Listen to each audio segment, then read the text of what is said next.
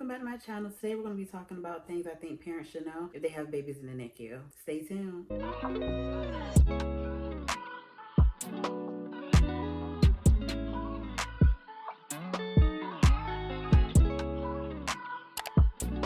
Today I want to talk about some things I think parents should know if they have a baby in the NICU. I went inside the NICU blind. I didn't know anything what to expect. So I think these tips will help other parents prepare going into the NICU and what to expect. One, don't be scared to speak up, especially about the care for your baby. It's your baby, you are their voice. And so if you have concerns or something you think should be done, speak up because no one else will. You have your baby's best interest. Number two is shift change. So if you are not inside the medical field, you don't know about shift change. Shift change usually happens around 6 p.m. and 6 a.m. or 7 p.m. and 7 a.m. It is when the upcoming shift passes on the next assignment, including doctors, nurses, everyone. In that time, some hospitals let you be there for shift change and some hospitals don't. I know the one we was at in the NICU, they didn't allow you to come in during shift change. Their shift change was at 6 o'clock, so you couldn't come in at that time. Suppose you got there at 5:45. I think they stopped letting people in around 5:30, and at 5:30 you couldn't come in.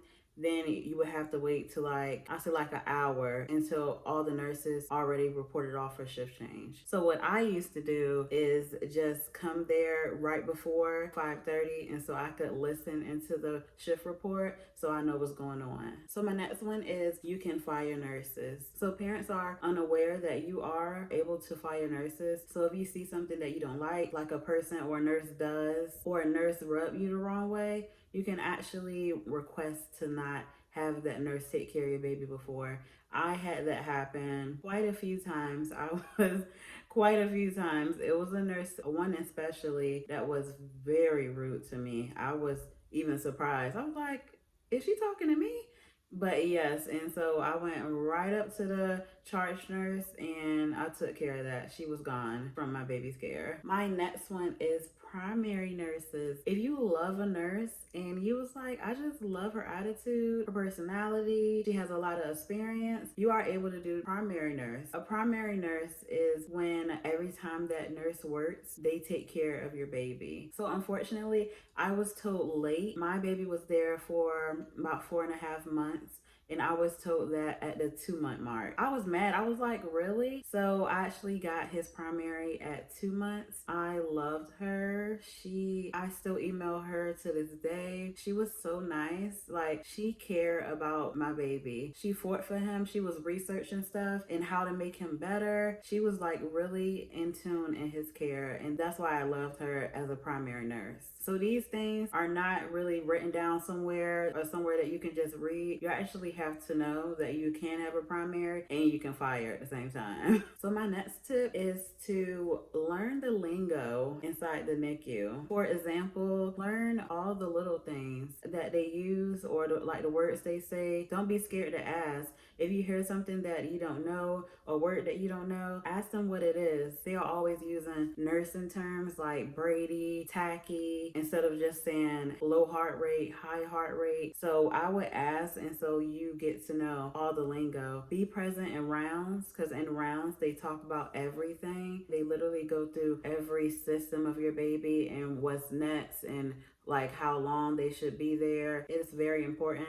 to be there inside the rounds. If I couldn't make it one day, I was very serious. I really communicated with everybody. The doctors would even call me during rounds just to have me on a speakerphone. That was something I liked. I was very in tune to his care and they make sure that I was too. Next is skin to skin. I heard it and I experienced the pressure of doing skin to skin. Don't let them pressure you to do skin to skin. I know you want to hold your baby, but in the beginning, they are so small, they're vented, all the tubes and everything is coming out, going in. So I know you can be scared. I know I was scared, and them tubes are important. Some tubes, if you knock them out and they're not connected quickly, the baby can die. So I know I was scared. I remember my first experience with holding my son. He was still intubated, and it was so scary. So the nurse put him on me. He was one. I remind you, he was a pound and 15 ounces. So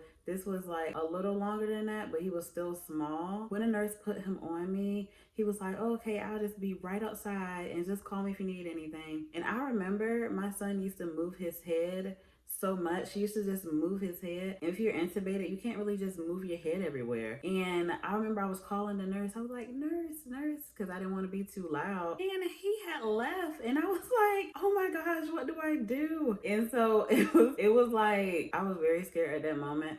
So I would not get them to pressure you. I mean, he came back in there and helped me, but I know if I was like the panic type, I could have really panicked at that moment. So don't get them to pressure you. If you want to wait on holding them just for a little bit, you can. It's going to be fine. And if they didn't pressure you about skin to skin, one thing they will pressure you on is breastfeeding. Not even breastfeeding per se, breast pumping. And I know that was my first baby. Not only that, he's in the NICU. So I was planning to breastfeed, but it didn't work out that way because, like, just imagine you're leaving the hospital. I just had C-section. Then after that, I had a baby in the NICU. So it was kind of hard for me to just pump every 2 to 3 hours. And there's no baby homes to keep you motivated. So in the middle of the night, I tried my hardest to just pump every 2 to 3 hours. I could not do it. I could not stay motivated. So that did unfortunately make me have low milk supply, and it was just a downhill from there. But they really pressured me. They was like, you need to pump, like, we need breast milk, breast milk, breast milk. It helps NICU babies. Breast milk is the way to go. And I was like, I understand that. And he was getting donor milk for a while, but then that was when the whole COVID vaccine came about. And I was like, I wonder if a person, like the people that are producing this donor milk, did they get the COVID vaccine? And it was no studies on what the COVID vaccine did to newborns. Like, I wanted to know, like, did the vaccine get transferred in breast milk? Like, I don't know. So I was kind of scared there. But luckily, he didn't have a tolerance for the breast milk and added calories. So they actually switched his formula altogether. But the takeaway from that, I would say, they are going to be okay if they don't have breast milk. He started just taking formula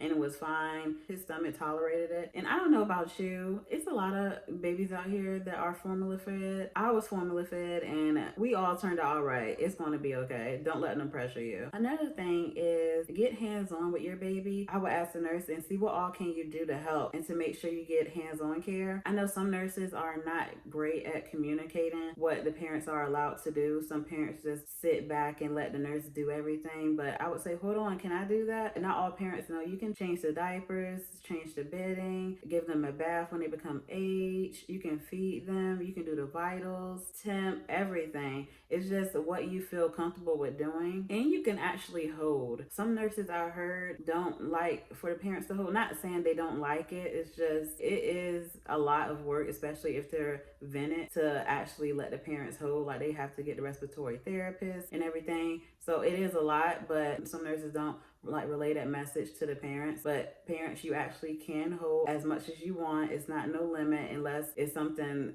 specific to that baby. But other than that, you can hold and make sure you can do everything you want. Just ask. I don't know what point this is now, but so a big one is join support groups if you can. It's important, especially if you're having a hard time, your baby is declining and you need somebody to talk to. There's no better person to talk to than someone that knows what you're going through. So all the parents that's in the support groups, I know they had it like once a week, if I'm not mistaken, at the NICU I was at. But support groups are important. It provides you with communication, information that you probably didn't know. Parents are usually in different stages, in the beginning of the NICU stay, at the end of the NICU stay. So you get the whole experience. And it also gives you hope, especially to the parents that are about to leave, and they can tell you it's going to be okay, everything is fine. It just takes time. I see this a lot, and I would say be patient. Your baby is going to come home. I would not rush it.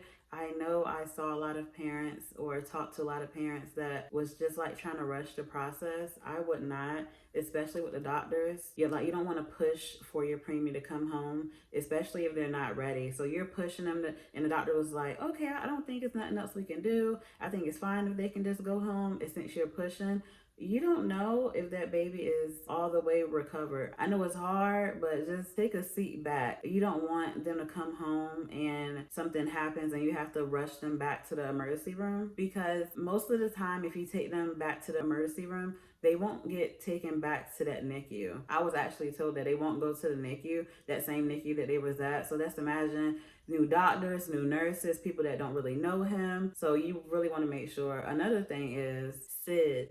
You do not want them to come home too early and then something traumatic happens like SIDS, especially if your baby had issues with events in the NICU with low heart rate and stop breathing as he's sleeping. You don't want that, especially when you get home, because you don't have a monitor at home and something can happen like that. I would just let it ride out no matter how long it took. My baby, it took him about 5 months. I was ready for him to come home, but I was not pushing it. And I know I got a lot from the doctors and nurses. They all said, we really appreciate your patience, because I did not push it at all. One of the last things I want to talk about, a tip for the NICU that I think is very important, is to ask the doctors, especially the social workers, about benefits that you can get having a baby in a NICU. For example, parents in the NICU can get Medicaid regardless of income. If your baby was born a certain weight, I think it's, I don't know what pound is under, but under a certain weight is called low birth weight. And being that your baby had low birth weight, they automatically get approved for Medicaid. And that covers like the co-pays and what the insurance don't pay. So you still can have your insurance, but it's like a second insurance that the baby has to cover them for all the other expenses. I made this video because I didn't know anything going inside the NICU. So I hope these tips help you and navigate you through the NICU. Thank you. Until next time. Bye.